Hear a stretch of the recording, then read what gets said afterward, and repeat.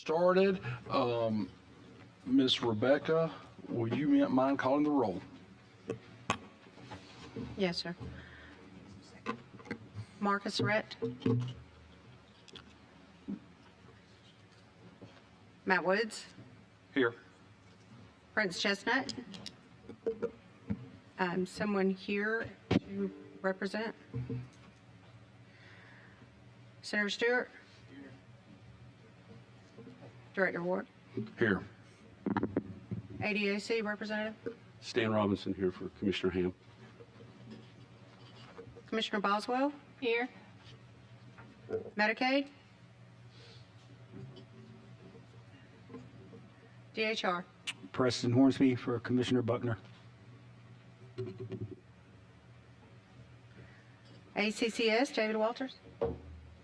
Here. ISTC. Butch Young for President Nanette Funderburk. Aaliyah, designate. Sam Adams here for Secretary Taylor. Workforce. Jonathan McNair here for Secretary Reed. Veteran Affairs. Jeff Newton. Prosecution Services.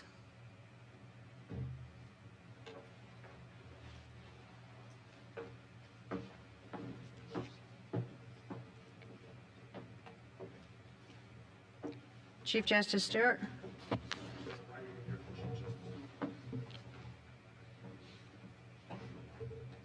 Casey Hairston.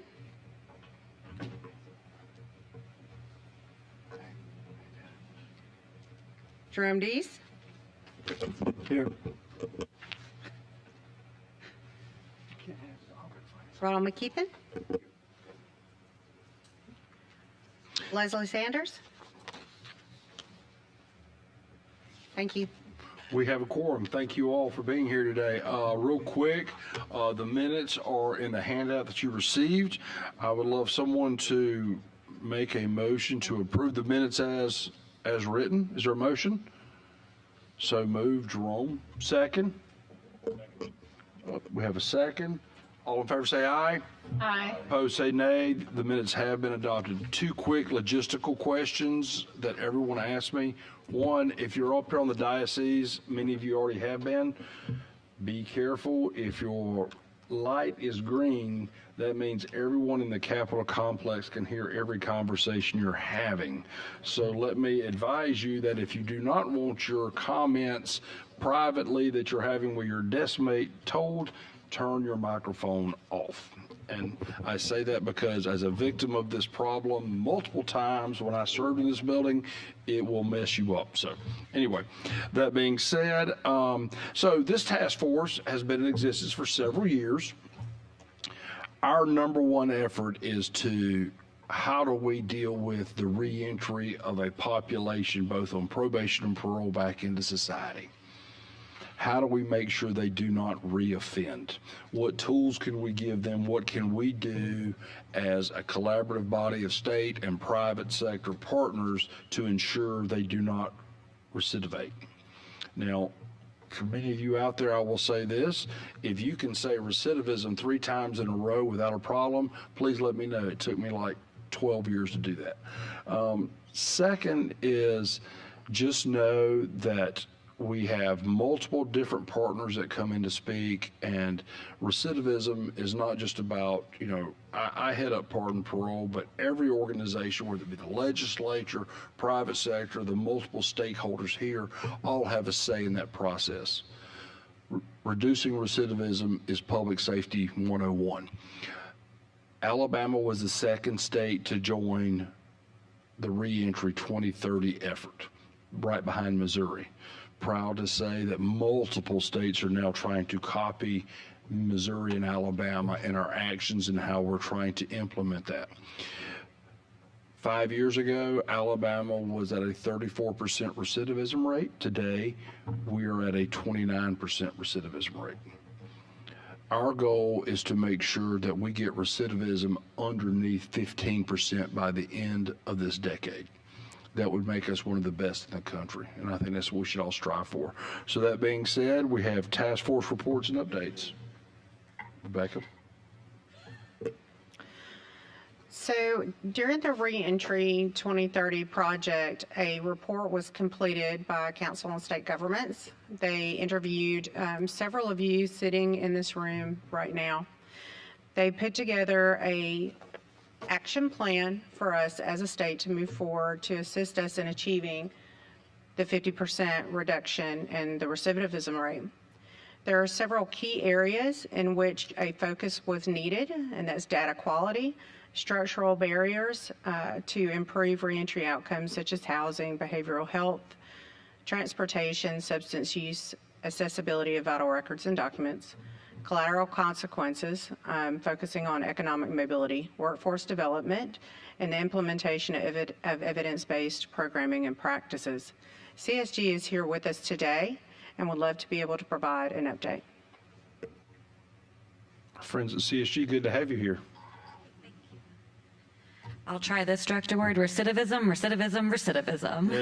It's because you do it every day like me. That's why They you talk can about do it that. every That's right. day. Thank you for having us here today. I just want to talk a little bit about what's happening in some of the working groups that are going on, and a little bit about our role, and then we're going to ask a representative from each of the working groups to share about what specifically they're working on.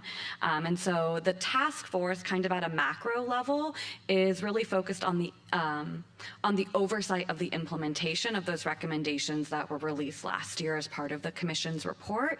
And the working groups are really focused on being in the weeds of how do we get these recommendations through, how do we develop them into strategies, into action plans, and into some next steps. One of the things the working group is also working on is identifying any budgetary or legislative needs to be able to report to you all, so that you can kind of elevate that to the next level when necessary. For example, I know one of the recommendations that was talked about during the last session of this group was about removing fines and fees for parole, which is not something that the working groups can work on their own, but really need the support of this task force and some legislative action to be able to move forward with that.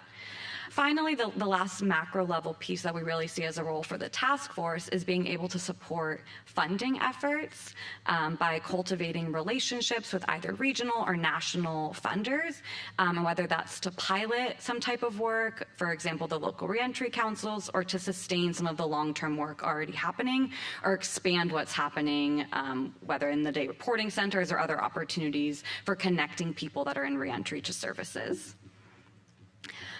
The final duty of the task force will be to review and approve the first annual progress report that is detailed in the legislation, in partnership, of course, with ABPP, which is due December 1st. And I always like to talk about due dates in December and September because it's right around the corner. So a little bit more about the working groups. There are 4 implementation working groups that have been created that include members from state agencies that are represented on this task force, as well as local reentry providers, people with lived experience, and others. We will be sending out this week those action plans to you all. Griff will be emailing them by the end of the week, the latest. But those list out the members that are on each of the working groups, and we ask you all to please look at that membership list, and if you see that your agency is not represented, but you would really like your agency to be represented, please reach out and we'll make sure that those folks are represented on that group. Or if you know of other partners that you all work with that you think should be included, we would love to make sure that these are spaces where we have the most voices represented to really work through the issues. The working groups meet more regularly than this task force, so since this is a quarterly body, the working groups meet multiple times in between to really focus on implementation. You'll hear some of the working groups have also formed subcommittees, right, to say we have more than one focus of our group, and in some, we might have most of the folks want to be on both subcommittees, or on others, it's an opportunity for people to kind of focus on where their areas of expertise are. So the 4 working groups are reentry preparedness, workforce development and employer engagement, behavioral health and housing, and data.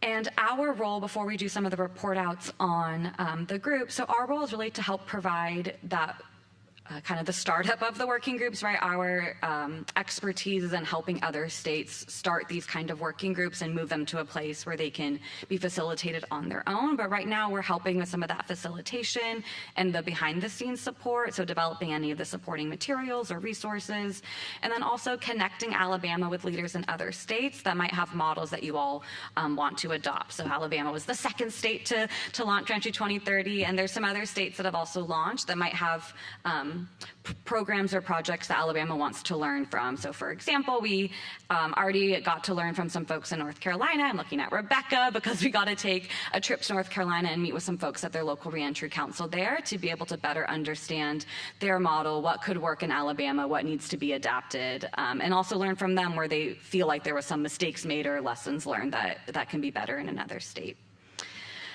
So we'd love to start with sharing out about some of the working groups. I was tasked with the Reentry Preparedness Working Group, so I will start first, and then I can pass it along to some colleagues. So the Reentry Preparedness Working Group is really the most specific of the working groups. It only has real one deep focus, which is on supporting the implementation of goals related to addressing unresolved legal barriers and financial obligations. And so that's around developing a process for identifying and evaluating outstanding fines and fees that might inhibit someone's ability to obtain a driver's license. With that, to increase the resources and understanding on hardship licenses, right? So if folks can't get that because of those fines and fees, what are other opportunities for them to have access to a license? Developing a process for identifying and in certain cases, helping to facilitate the resolution of outstanding warrants. And so if those things can be resolved during someone's incarceration to help them have the least amount of barriers as they're coming home. And then finally, to understand child support obligations and what process exists depending on where, what county the child support orders are from, a process for amending those orders during incarceration. And so that group has members from ADOC, PMP, ALEA, DHR, and AOC. And we had our first meeting on August 13th, identified lead agencies responsible for those different objectives. And during our next meeting, we'll define some initial action steps. Quick question. Yep. Where are we at on, what are you seeing on the issue of driver's license being issued? Because I know that's a huge impediment to reentry. Where we're seeing it in Alabama. Yeah. I think that there is positives happening right now in terms of the driver's license stations being almost set up and finalized, but we're not quite ready at a place where we're ready to issue them. Okay. Look, so close. I'm looking at Sam. Yeah. Thank you. Very close. But I think the process is there, and it's just about kind of finalizing that. Thank you. Sam, do you have anything? Is that I miss anything there? No, but I think we have all our paper, the documents signed, and getting the staff retrained or trained up to issue, but the hardware is in place and should be ready to go in the next few days. You are doing kiosks? No, it'll be issuance stations. Okay, yeah, yeah, Yeah. same. Yeah. That's what I'm thinking. That's my concept. Yeah, computer workstation and all. Gotcha. To that point, Director Ward, I think even the language piece has been something that we've been working on through those first meetings too, is what language does each different agency use to describe certain things? I know the data group can talk about that as well. And how do we then align what these things mean across agencies? Yeah. Thank you. Can you briefly just kind of give an overview of what that process would look like for someone that's seeking to get that license, at least as it's kind of envisioned right now? Yeah. Do you want me to take that, Sam? Do you want to take it? And Sure, I'd be glad to Yeah. explain if you like. Is this right? Oh, go ahead, yeah. You're talking about if they're incarcerated and issuing a driver license to them. The first step, and I'll let Stan chime in too if I say something wrong, getting their paperwork in line. So whether it's Social Security card, birth certificate's the biggest thing, that's the hardest thing, especially if they're born outside of Alabama, because that has to be procured from another state. And then once the documents are in, Social Security card is the other big one. Once those are in order, and we're doing a pilot project in one of the prisons, and so once those are in order, DOC employees who've been trained by our staff at ALEA can issue, if they're valid for a driver license, they can issue a driver license. If they're not, they can issue a non-driver ID card. So they can get that upon release. Let me just add, there's some complexity to it as well, in that Social Security will only allow us to request 120 days from release. And so we've got time. As birth certificates, we're requesting those a year to 18 months out. So, and then ALEA requires some lead time as well. So it's there's a little complexity to the dance. We're going to go back to Social Security and ask for more time. We just found out North Carolina was able to negotiate for 180 days, and so that's what we're going to do, just so we don't want everything happening the last 2 weeks before they leave. So. Yeah. I'll just add to that, and I think that's why we identified fines and fees as being something for this working group to focus on, is because that's become a barrier at the end. And so whether to say, sorry, we can't help you with this, a few weeks before your release, how can we check for that when someone's entering the facility, right? To say, well, you have 10 years, you can work on some of, understanding what these fines and fees are. Can you pay that back? What's the process to do that while you're incarcerated, so that you have that information from the beginning and not at the end? Are fines and fees distinguished between fines and fees and restitution? In other Yes. words, I get Yep. I'll say a $4,000 court cost Yeah. bill and a fine of, whatever, $3,000 Mm-hmm. punishment. But then the actual damage I caused Yeah. is like $4,000. Are you separating those two numbers out? We are, and I think one of the things that we've been talking about in the group and that we'll continue to talk about is what are the opportunities within each county to resolve that during incarceration. And so both separate, but then maybe in some counties it might be something that folks can work on together. Gotcha. Thank you. Rebecca, I will pass it to you then for the behavioral health and housing share out. So the Behavioral Health and Housing Working Group supported implementation of goals related to cross-system collaboration in the continuum of care for health and behavioral health treatment, expanding medication-assisted treatment, and increasing the availability of safe and stable housing.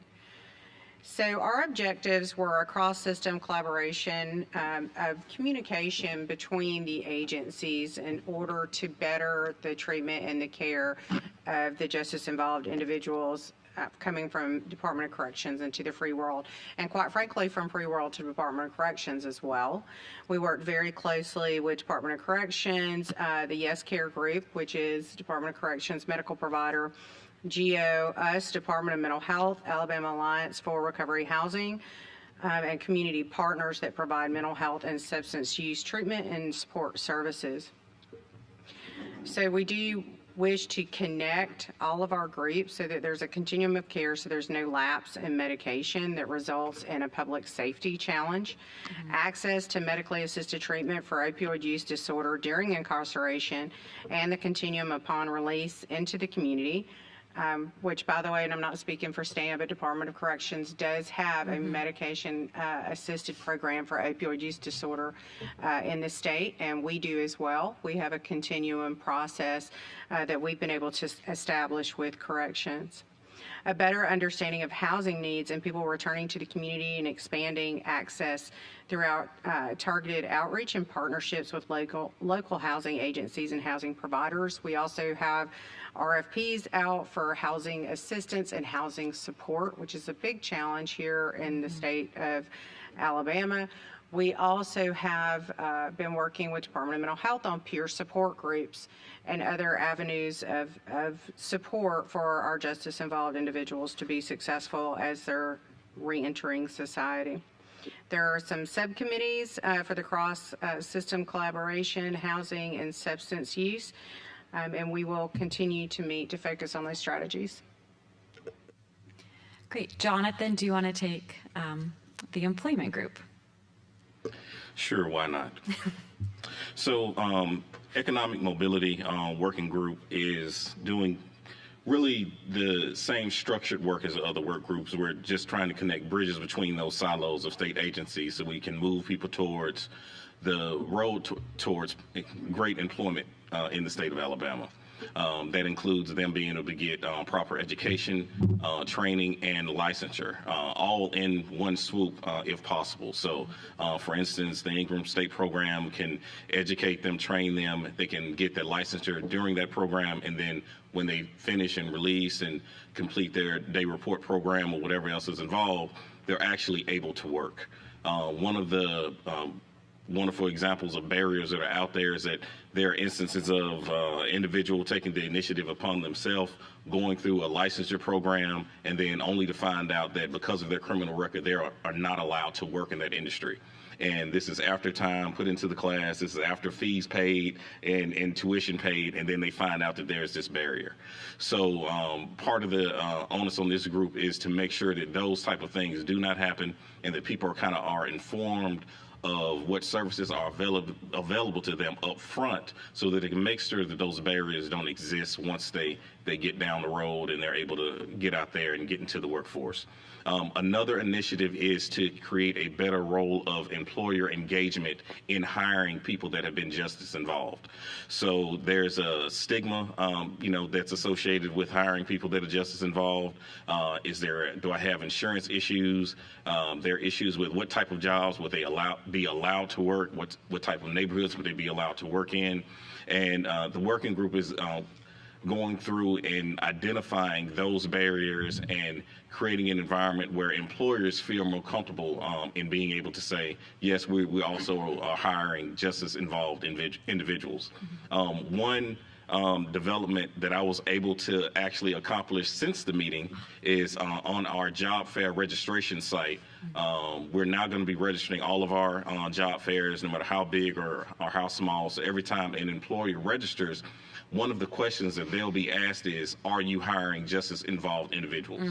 So this will be able to give us a loose survey of what employers out there are willing to work with us, outside of the many wonderful employers that attend our second chance job fairs across the state, just to identify who's willing to work with justice involved, and just to pose the question to let them know that that's an option, so we can create that kind of awareness amongst the business community, along with the business partners that are working with us on the task force. And I want to say a big thank you to all these people who are working on the business side, because working on the job placement side, we had some pretty draconian laws in place, and thanks to all four of the legislators on this task force, and also the private sector really stepping up, we tore down a lot of the occupational licensure barriers that were in place last session. I think that was a huge win for all of us who want to see more justice-involved people going into the labor workforce.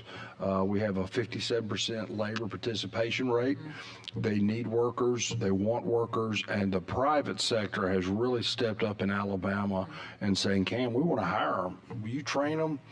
You guys, in partnership with our friends at the two-year colleges, you train them, we'll hire them. And I think, that goes a long way toward reducing recidivism, but at the same time, breaking down the barriers you just mentioned. And that's an excellent point. And I just want to add, we also, are doing this so we can send that message to the individuals that are being released that there's no, there are barriers, but there are no excuses. That people on this commission are working, and there are companies out there that are willing to hire, and that there is a pathway forward to success. Just letting people know that that is a very real possibility, and it's actually happening, in real time. Yeah. So. No, that's fantastic. And I love the question. It both gives you an opportunity to understand who those employers are. Can you connect them with PMP and DOC, right? So they already have a pipeline to employment upon release. So that's really excellent. Finally, I'm going to invite my colleague Nicole up to talk about the data group. The data working group is charged with advancing 2 recommendations from the Commission's final report. The first is to establish clear, consistent definitions for reentry data outcomes, including recidivism, employment, health, and housing measures. The second is convene an ongoing stakeholder working group focused on improving data standardization, quality, strengthening data infrastructure for collecting, reporting, and sharing reentry data. We had our first meeting on August 12th, and during that meeting, we set up a schedule and procedures for future meetings. We also formed 2 subcommittees to lead the work on the recommendations. The first subcommittee is a policy subcommittee, and it's focused on developing and/or harmonizing those definitions for reentry outcomes. And the second is the technical subcommittee, and that's focused on addressing data standardization, quality, and infrastructure. We have a meeting tomorrow, and at that meeting, we'll continue to review our process and get any updates, refine our work plan, and begin operationalizing, work towards those 2 recommendations. Any questions? That's good. So we know that that's a lot of information. The one question that we have for you all, and you don't have to answer now since it might be just kind of wanting to think about it, but do these feel like the right priorities? Are there other priorities that these working groups should be focused on? If you have thoughts to that right now, we'd love to hear that. If you want to wait till you receive kind of all of this in writing this week and then respond with some thoughts too, we'd love to hear them that way. So completely up to you, but we'd love to take any comments now as well. Why don't we make sure everybody has y'all's contact information so that everybody can filter them in, and that way you can compile a list and you'll see a trend or a pattern of this is working or we need to focus more here. Perfect. Yep. Senator? Just a question on the policy front. Sure. Our upcoming legislative session is a little earlier this year. We're going in January. So I'm interested to know what are some of the priorities for the subcommittee on policy, and what do you think we need to be accomplishing during this upcoming session? Got it.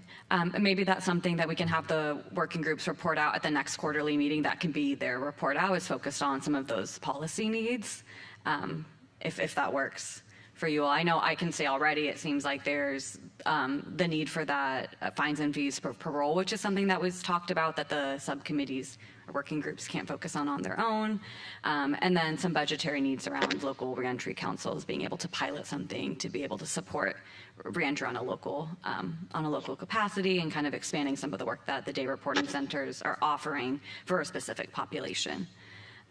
But I think that's something that each of the subcommittees can identify and report out at the next task force meeting.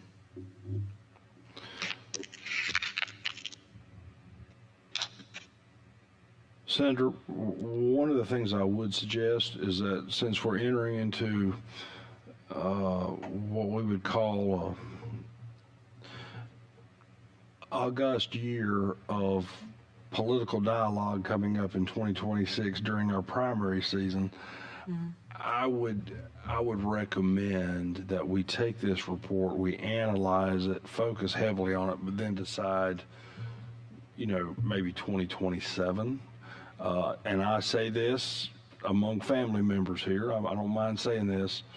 What you don't want to do is get tied up in political dialogue in a major election year that's going to create a host of other problems. Now, there's things I think we can do. I really do. I think a lot we can do internally among the agencies.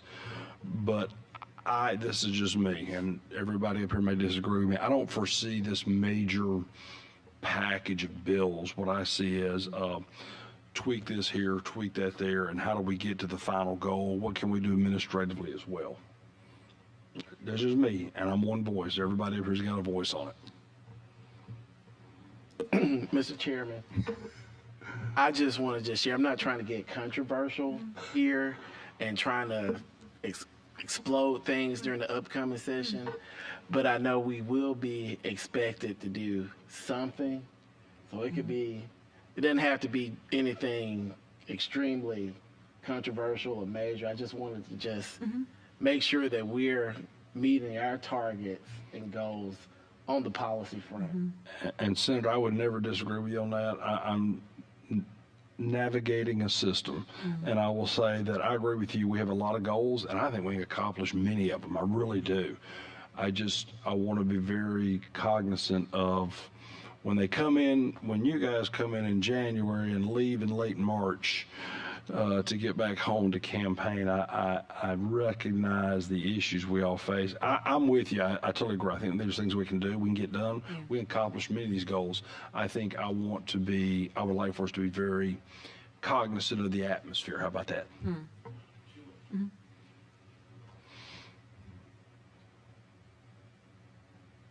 Anyone else have any questions? Thank you. Representative Chestnut. Yes, I'm actually just getting back from New Orleans from a public safety boot camp, and there was a lot of discussion about Sarah Stitt line of bills in Oklahoma and how they tackle their issues up there.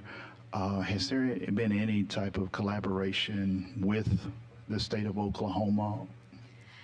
So Oklahoma has not officially signed on to the Reentry 2030 campaign. We've been talking with a lot of different states that are at different levels of readiness to sign on. Oklahoma hasn't signed on officially to the Reentry 2030 campaign, but that doesn't mean that we can't bring in folks from Oklahoma to learn from, to see what's worked there, what can be accomplished here that might have been accomplished there if there's similar interests in the legislation. So we're happy to talk and connect with folks. We as an organization at the Council of State Governments Justice Center do work with Oklahoma. They're just not a state that signed on to Reentry 2030. And if I may add, Representative Chestnut, I actually met with a representative from Oklahoma 2 weeks ago, and they are very interested in joining this same effort. And they actually came here to ask us about how we did it. They liked our model. They want to go actually see our prep center in Perry County. So I think Oklahoma is going to follow our lead on that.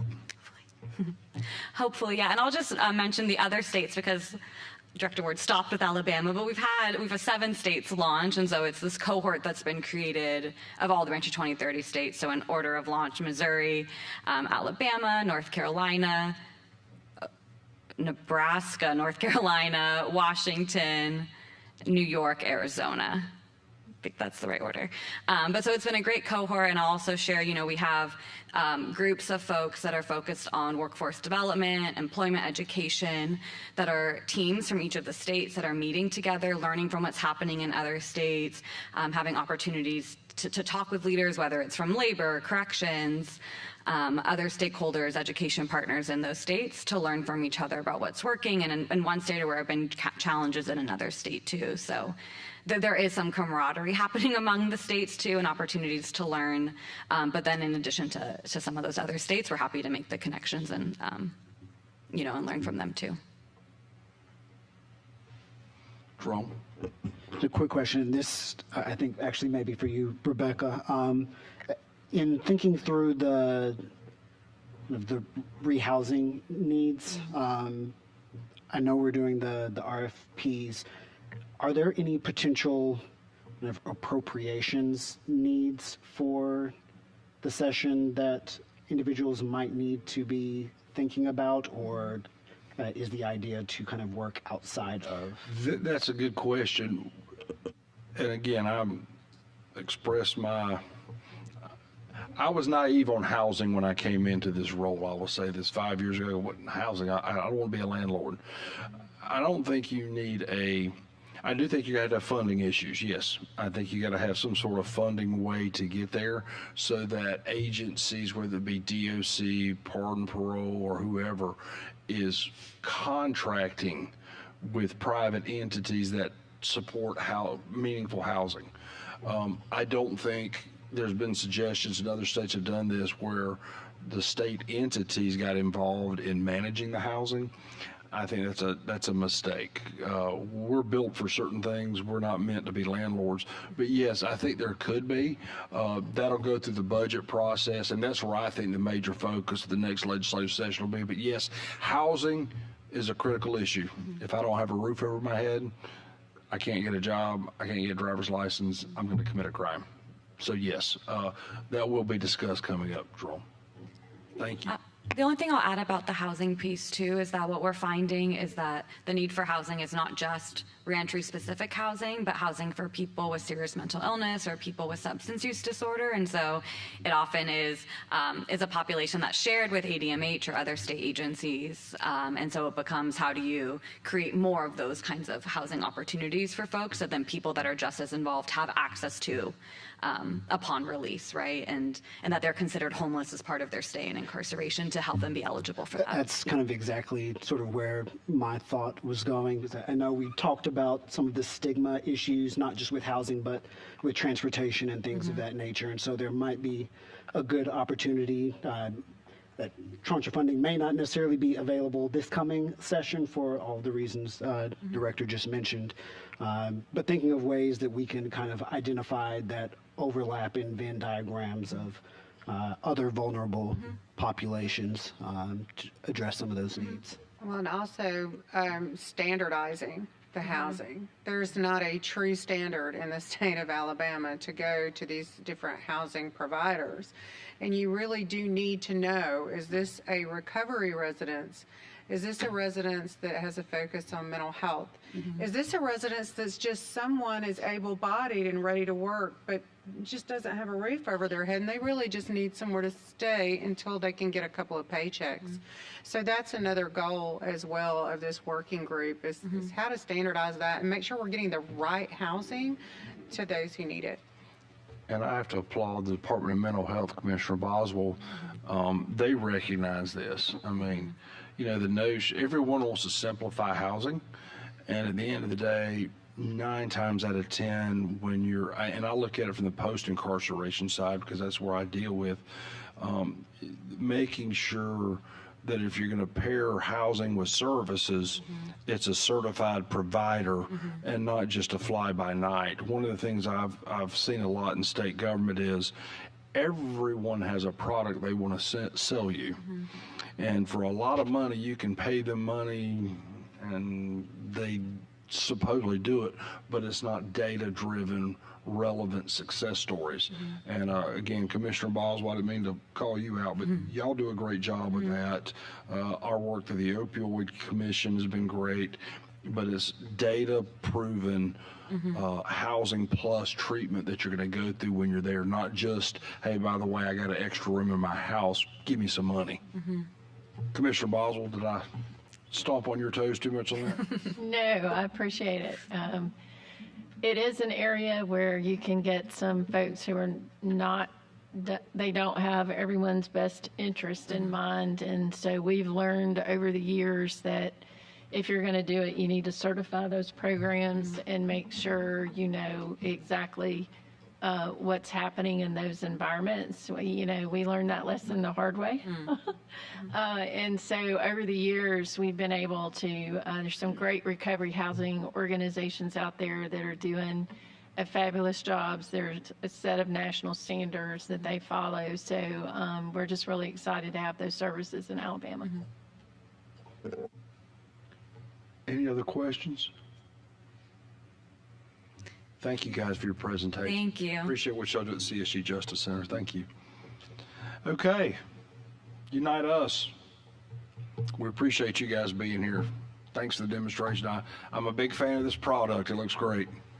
Thank you, Director Ward, committee members. My name is Brian Longo with Unite Us. I'm happy to be here today, take some of your time, and to talk about the unified system for cross-agency collaboration. So a few basic slides to help give you an overview of the partnership between Unite Us, ABPP, and hopefully other state agencies. Let me click on the next slide here. So this partnership really arose out of the 2021 findings from the Reentry Commission and also direction and leadership from ABPP. That Reentry Commission found a few key areas or opportunities where technology solution could help to connect justice-involved individuals to services and really streamline efficiency across agencies.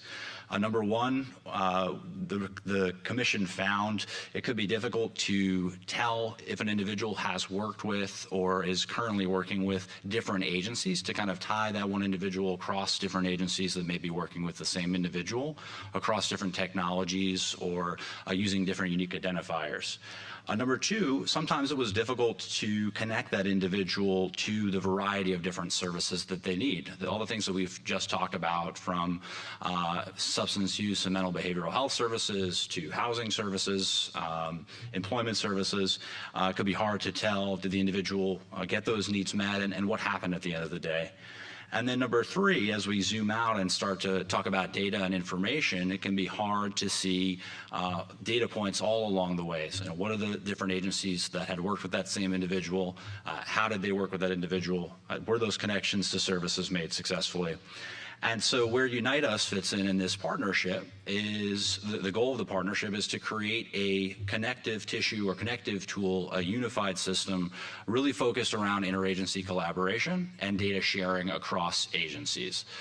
Unite Us can act as a tool, this system can act as a tool to improve coordination across agencies, to improve the way in which connections are made out to different service providers, mental behavioral health, substance use providers, and to ultimately provide data, information, and outcomes that can drive this committee and other decision-making bodies' decisions, to provide data and information that tells the story of these individuals, the different needs they have, and how different agencies are working with the same individual. Let me pause for a second, see if there are any questions so far, and I'll keep going. So a little bit of background information. Unite Us is a technology company. We work today in all 50 states. We've done a lot of work here regionally in the state of North Carolina, Georgia, and Florida, and now are proud and honored to partner with the state of Alabama in this justice-involved initiative. We focus on building technology that helps primarily state government agencies, those in healthcare and also in the community, to share information, to streamline information sharing for the purpose of increasing efficiency across those organizations, and ultimately to help individuals become more self-sufficient and reach those longer-term successful outcomes that I know we're all interested in. So we've done this work for the last 12 years in different spaces, the Medicaid space, the justice-involved space, the veteran space, but ultimately what we're talking about is helping individuals achieve a better outcome in the long term. And we do that through our technology, which is an infrastructure tool that helps those who work in human services share information.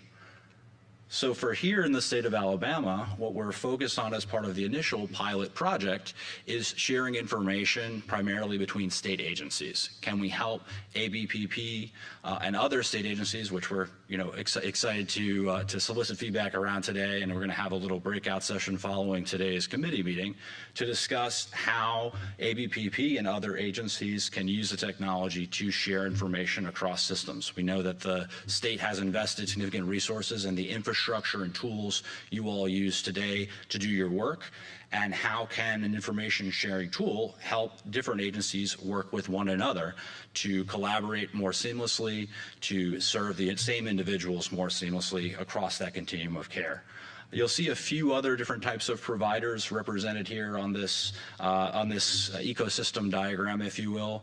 And as I mentioned, we are really focused to start in the government agency space, but ultimately our tool could be used to connect individuals out from government to the community, for example, mental behavioral health or substance use providers. So the goal is a seamless way to share information in a secure way, and ultimately a way that empowers an individual to reach those more successful outcomes and empowers decision makers like yourself with data across that continuum of care to see all the different touch points that were made, and then ultimately to use that data to make decisions. So that's the goal of this partnership. So how do we do it? Well, right now we're in the planning stage. We're working really closely with Rebecca and other team members at ABPP to, as part of this initiative, plan out and solicit feedback for the design. Ultimately, what we're talking about is meeting with stakeholders from different state agencies and seeing where they see opportunities to share how they send and receive information across different state agencies. ultimately bringing together those different representatives and different end users of the technology from ABPP, perhaps from a Department of Mental Health, perhaps from the VA, and allowing those individuals to work together through shared technology to connect individuals to services.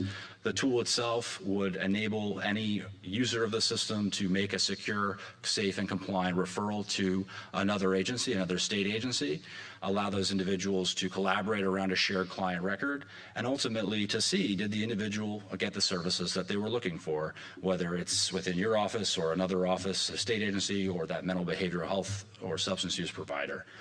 So it's designed, again, to be that collaborative tool that streamlines information sharing and helps bridge the gap between all these disparate systems of record that exist today. And one of the things we wanted to do when we awarded this bid, you guys got the bid, was for years and years and years, the state's been talking about data sharing and how we track someone from the first time they touch the system to the time they leave.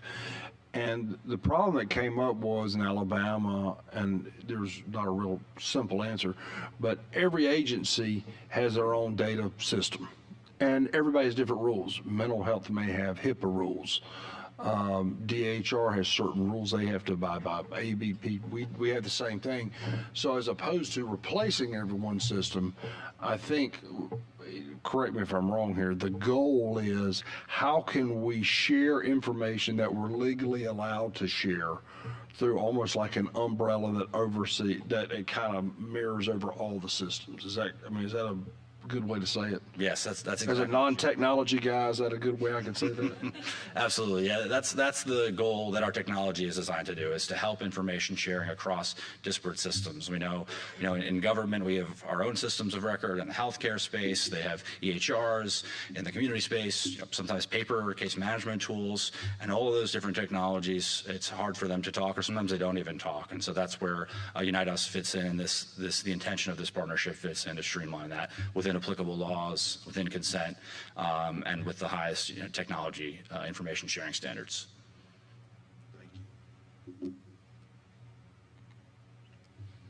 So ultimately, the goal for end users and for agencies is to reduce administrative burden, to make information sharing outside of your four walls easier, to do it in a secure and compliant way, to do it in a way that helps the individual make that successful connection, go to that appointment, receive those services, and ultimately provides closed loop information back to the initiator of that request so they can tell, hey, did this individual actually get the help that they were looking for?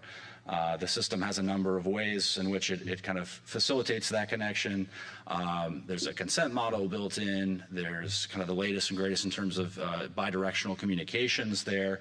And ultimately, it's a tool that is in the hands of service providers or state employees, but benefits that individual who's having that connection made on their behalf. So here's just a few metrics about how the Unite Us platform drives efficiency for users. Again, it's designed to help that case manager, that social worker, that state employee who's initiating the request for that individual. A few metrics here about time saved per case and some case studies from our work nationally. So our goal today is just to provide an overview for the committee, to solicit some feedback from you all, to answer any questions. And then, as I mentioned, we're going to have a working session after. We'd like to meet with anyone who's available from our state agency partners to talk more about what their agency participation in this data sharing platform could look like. ABPP team has taken the leadership role there. And ultimately, we want to hear more about your agency's prerogatives, how Unite Us, and how this information sharing tool could fit into your broader strategic goals and initiatives. But let me stop there, see if there are any questions about the partnership or the project so far. Any questions? Yes, sir, Drew. Of course. What degree of granularity of information do you all have, like as far as like demographics, or like as somebody is entering the system, like is information collected, it sounds like, on sort of whether or not they may have substance issues that kind of led to that. Can you speak to that a little bit? Sure, yeah. The system is fully configurable. So ultimately, the data elements it collects and captures are going to be determined by ABPP and by the other agencies that participate. You could think of kind of standard data fields, demographic and contact information as like a starting point. Ultimately, if ABPP decides it would be beneficial to see a service outcome associated with a specific need, that can be programmed into the system. So it's really flexible depending on the needs of data sharing between agencies, depending on what they need to share. Thank you. And Jerome, we do a lot of that in our agency now. I know the other agencies do too. One area that none of us seem to have, and it's a policymaker issue, not necessarily anybody on this committee. I would say this, the issue is, what do you do about probationers? Because pardon parole, our supervision population is roughly 45,000 people. 81% are probationers. Only 8% of the people we supervise are parolees. So we have a huge, but how you measure outcomes and getting granular in the data, that's going to be the key to determining, making sure we're doing the right programming. Any other questions? Thank you very much. We appreciate it. Thank you all. Yes, sir. Okay, Rebecca, next dates and steps and. So I'm not sure that we have the next date for the next Reentry Task Force established yet, but we do have a graduation coming up at the Perry County facility for prep on October 3rd. We'd love for anyone and everyone to be there. It's going to be a really great day, and that program is a really big piece in our continuum of care and our continuum of workforce development. Through our partnership with the community college systems and ISTC, what they are doing in the Department of Corrections, we can pick up their proper day reporting centers, and the Bureau can make sure that they can follow through with any certificates or training or workforce development that's available to them. And I will say one of the big reasons we're promoting this October 3rd graduation at the Prep Center in Perry County is we will finally, in our 2.5 years being open, going over 400 graduates so far with this next graduation. And it may sound cheeky, but I will tell you this, you've never seen anything more inspiring to see some of these people get back on their feet. They've never had a single good thing said about them in their life. They graduate, they succeed, and I am proud to say when it comes to recidivism, while the state may be at 29%, the Prep Center in Perry County to date, and we're about to hit our 3-year mark, is 0% recidivism.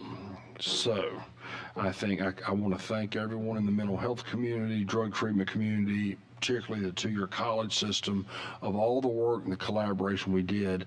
This model has 3 other states coming to our state to look at this model, to copy our model.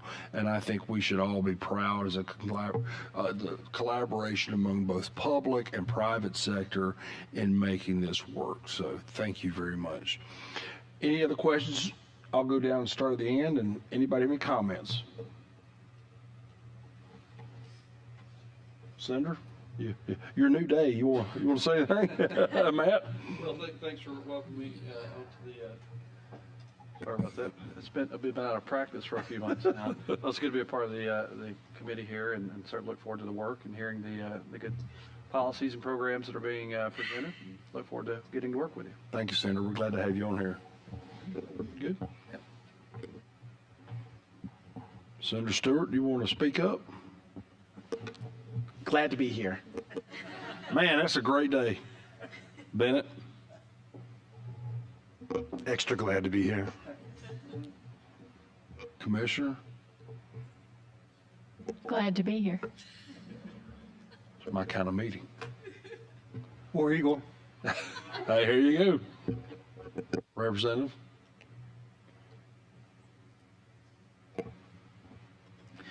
I just wanted to say that, it's just an honor to be a part of this board, this commission. And it's an honor to be a Alabamian with the movements that we're making, actually truly trying to address these issues of reentry. Nationwide, I believe that I came up on this number. It was like 27% is the rate of unemployment for people who are formerly incarcerated. That's actually lower than the unemployment rate during the Great Depression.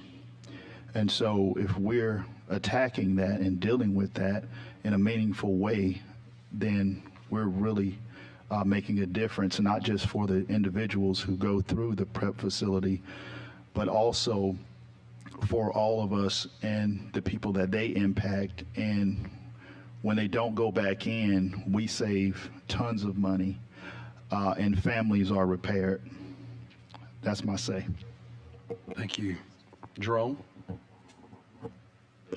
I'm glad to be here. Thank you, Director and CSG, for all your work and that the commission has done so far. You made a lot of progress, and happy to make a motion. Well, I will say this, closing comments to Senator Woods, Senator Stewart, Representative Chestnut. I do hope I get something in life that pats me on the back and says, look, once again, we met for 56 minutes. We met for less than an hour. Senator Woods, when I was in the legislature, that was my rule, and I stand by that rule, that if you can't get it done in an hour, you can't get it done. So is there a motion that we adjourn? Move. Second. All in favor say aye. Opposed say nay. Meeting's adjourned. Thank you all for your time.